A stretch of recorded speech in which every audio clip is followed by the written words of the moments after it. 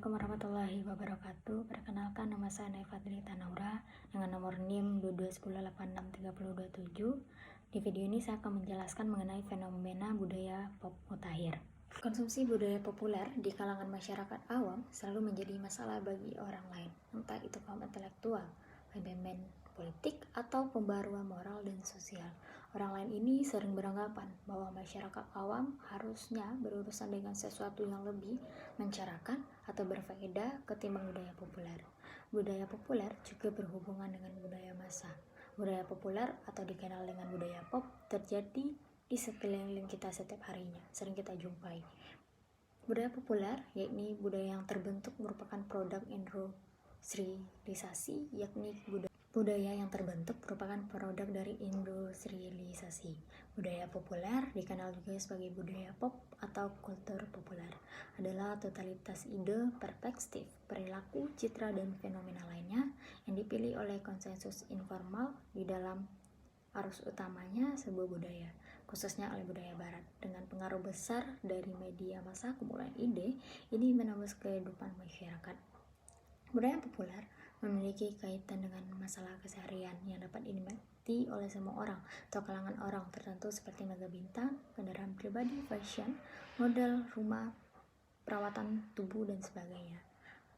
Lalu menurut Ben Ajar, sebuah budaya yang akan masuk di dunia hiburan, maka budaya itu umumnya menempatkan pressure populer sebagai unsur utamanya.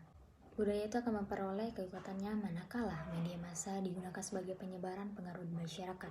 Seiring dengan berkembangnya pusat hiburan dan perbelanjaan mewah, kafe-kafe yang menjamur, tayangan-tayangan televisi maupun YouTube yang kian dikonsumsi oleh masyarakat dan pengaruhnya kepada apa yang disebut belakangan ini sebagai kebudayaan populer, juga kepada bagaimana dinamika masyarakat bekerja, lalu menjadikan sebuah gaya hidup menjadi sebuah aspek penting dalam pribadi masing-masing. Lifestyle is opium of the masses, bahkan menjadi sebuah komoditas. Budaya tersebut berdampingan dengan pesatnya perkembangan media massa dan juga penerapan ideologi kapitalisme yang jauh lebih mutakhir, sehingga individu gagal untuk melihat apa yang tidak terlihat dalam penerapan hal tersebut dalam kesehariannya.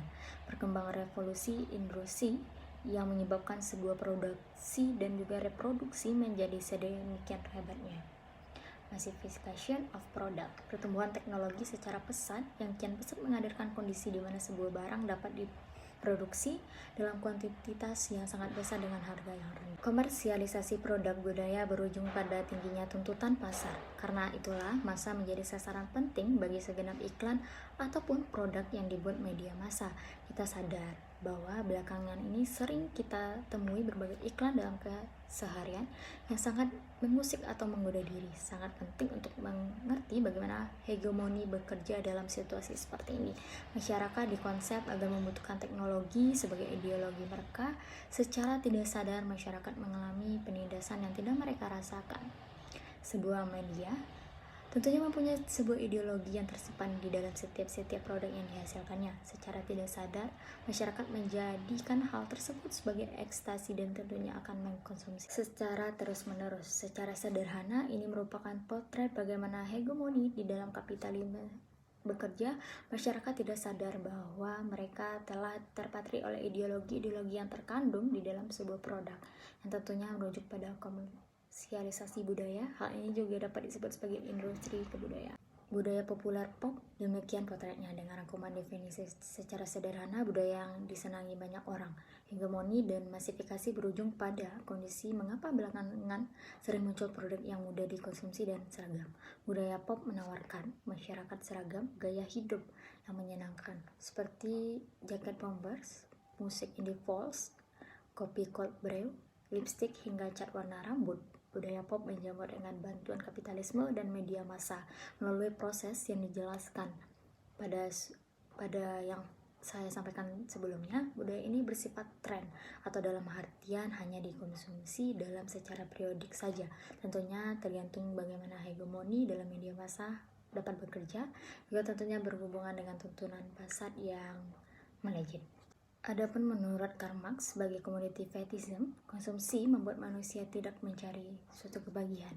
Manusia justru melakukan diferensiasi yang menjadi acuan dalam gaya hidup dan nilai, bukan kebutuhan ekonominya. Jean Baudrillard menyebut kondisi tersebut dengan istilah masyarakat konsumer dan menyatakan bahwa konsumsi yang terjadi sekarang ini telah menjadi konsumsi tanda dalam wacana postmodernism.